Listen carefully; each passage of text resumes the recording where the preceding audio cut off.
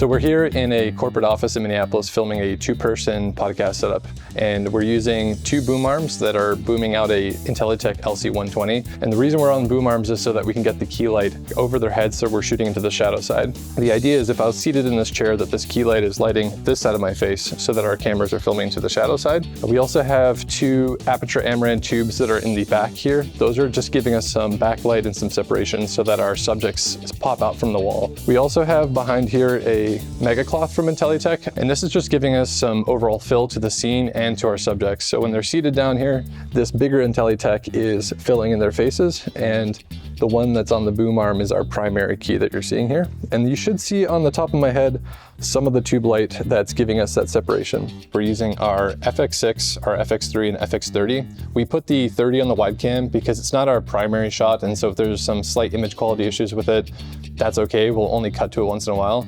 And we prioritize the FX6 and 3, just a bit better sensor, lower noise, and those are on the ISOs, so the tighter shots of the interviewees. We're using the Shure SM7Bs for the interview, classic podcast mic, but we have these XLRs plugged in and they're routed back to a Zoom F6. Each podcast mic is going into the F6, but we also have it routed out through the line out. And the reason we did this is the line out is feeding both cameras. The ISO over here, so it's going into the FX6, and there's also a line that's going into the FX3.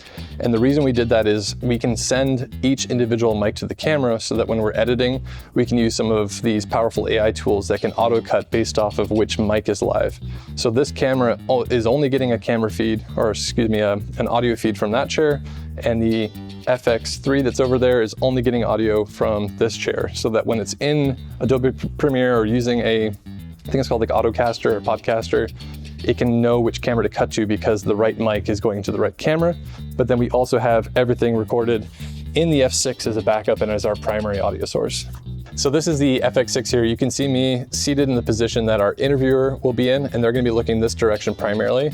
So we put the FX6 pretty far wrapped this direction so that it gets more of the front of the face. If the camera was closer to our wide camera, you'd be only getting the side of my face. So we're trying to show facial expression, trying to show them interacting with the talent that's right here. All right, this is me in the FX3 chair. So this is where the interviewee will be. We don't have the mic on here yet. We're looking for an adapter that we need, but you can get an idea of what the lighting looks like for both different subjects. And I'll primarily be looking this way. So our interviewee will be looking at the interviewer, having a conversation like this. You can notice that our key light is giving us a lot of the primary light here.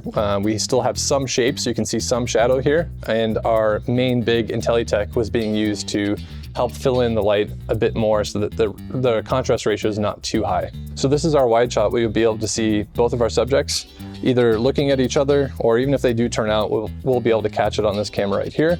I don't plan to use this shot too much, but it's mainly a safety and a nice way to show that the 2 subjects are in the same room. If you found this breakdown helpful, we're going to be doing more BTS content showing setups just like this. This is definitely a fun one for us. We don't get to do podcasts too often with 2 people seated here. It has its own unique challenges like booming over these IntelliTech lights here. So it's a fun day for us, something new to try. And we'll be doing future breakdowns just like this for different types of corporate shoots. So give us a like and a subscribe, and we'll have more content out there shortly.